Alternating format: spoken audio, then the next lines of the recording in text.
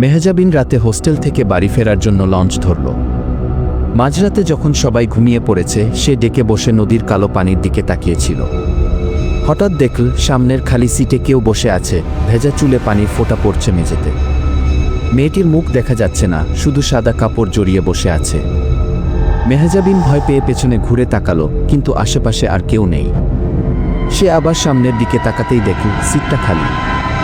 ভাবল হয়তো ভুল দেখেছে, কিন্তু ঠিক তখনই পিছন থেকে কানে ফিসফিস করে শোনা গেল, তুই আমার সিটে বসেছিস কি? মেহজাবিন আতঙ্কে উঠে দাঁড়ালো। লঞ্চের বাতাস ভারী হয়ে এলো, চারপাশে শীতলতা নেমে গেল। হঠাৎ তার চোখে পড়ল, ভেজা চুলের মেয়েটি এবার দাঁড়িয়ে আছে সিটের ঠিক পাশে, চোখ দুটো রক্তলাল। আর মুহূর্তের মধ্যেই লঞ্চের আলো নিভে গেল। লঞ্চটা হঠাৎ অন্ধকারে ডুবে গেল। চারদিকে হইচই, চিৎকার, দৌড়ঝাঁপ শুরু হলো। কিন্তু মেহজাবিনের কানে বারবার একই ভয়ঙ্কর শব্দ বাজতে থাকল, তুই আমার সিটে বসেছিস কি? কিছুক্ষণ পর আলো আবার জ্বলে উঠল। সবাই একে অপরের দিকে ভয়ার্ত চোখে তাকাচ্ছে, কিন্তু তারা কিছুই টের পাচ্ছে না।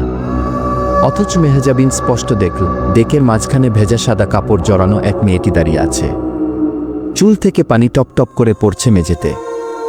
আশ্চর্যের বিষয়, আশেপাশের কেউ যেন তাকে দেখতে পাচ্ছে না, কেবল মেহজাবিনই স্থির দৃষ্টিতে তাকিয়ে আছে, নিঃশ্বাস বন্ধ করে। মেয়েটি ধীরে ধীরে মেহজাবিনের দিকে এগিয়ে আসতে লাগল।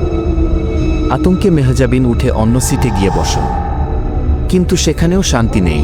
যেই সে সিট বদলায়, মেয়েটি আবার ঠিক তার সামনে এসে দাঁড়ায়। ভয়ে কাঁপতে কাঁপতে মেহজাবিন সাহস করে কাপা গলায় ফিসফিস করে বল, তুমি কে? মেয়েটির কণ্ঠস্বর শীতল নদীর ঢেউয়ের মতো গম্ভীর হয়ে ভেসে এলো। আমি এই লঞ্চেই ডুবে গিয়েছিলাম 3 বছর আগে। আমার দেহ কখনো খুঁজে পাওয়া যায়নি।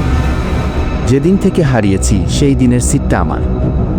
যেই ওখানে বসে, সে আর কখনো বাড়ি ফেরে না। কি কথা শেষ হতেই লঞ্চের ভেতর দিয়ে এক অদ্ভুত হিমেল হাওয়া বয়ে গেল।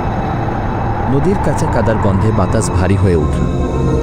যাত্রীরা কেবল বিদ্যুৎ বিভ্রাট ভেবে শোরগোল করছে, কিন্তু মেহজাবিন জানে বিষয়টা ভিন্ন। হঠাৎ সাইরেন বাজতে শুরু করলো, আর লঞ্চ মাঝিন্দিতে থেমে গেল। সবাই অস্থির হয়ে উঠল, কিন্তু কেউই বুঝতে পারল না আসল কারণটা একটাই, মেহজাবিন যে সিটে বসেছিল সেই সিটটা অভিশপ্ত।